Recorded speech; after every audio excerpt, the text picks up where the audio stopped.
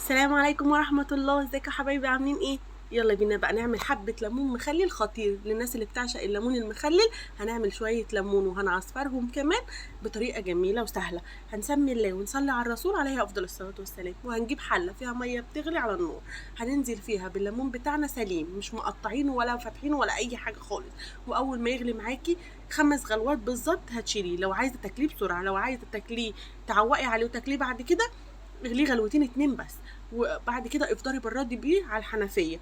انا وريتك دلوقتي ان انا حتى سبته في ميه ساقعه يبرد خالص خالص، وهصفيه تماما واجيبه كل ده في نفس الوقت. انا ما بيتوش وما غيرتش الميه يعني بالليله، يعني لا، في ساعتها.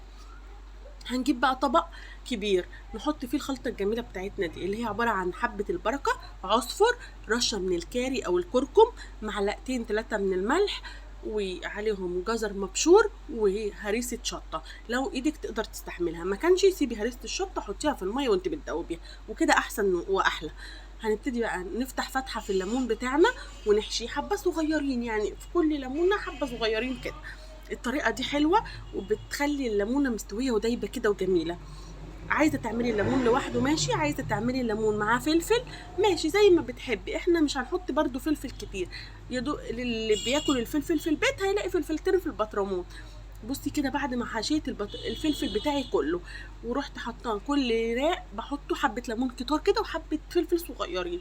وبعد ما خلصت ده كله حطيت معلقه هريسه شطه على الوش.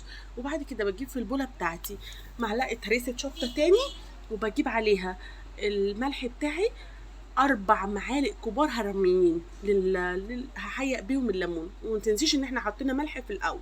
وبعد كده عليهم رشه من الزعفران صغيره جدا عشان تخلي لك لون الليمون بتاعك كده كهرمان جميل. وبعد كده بقى هنفضل نقلب فيهم، ندوب الملح ببقيه الخلطه اللي كانت نازله معايا بكل حاجه.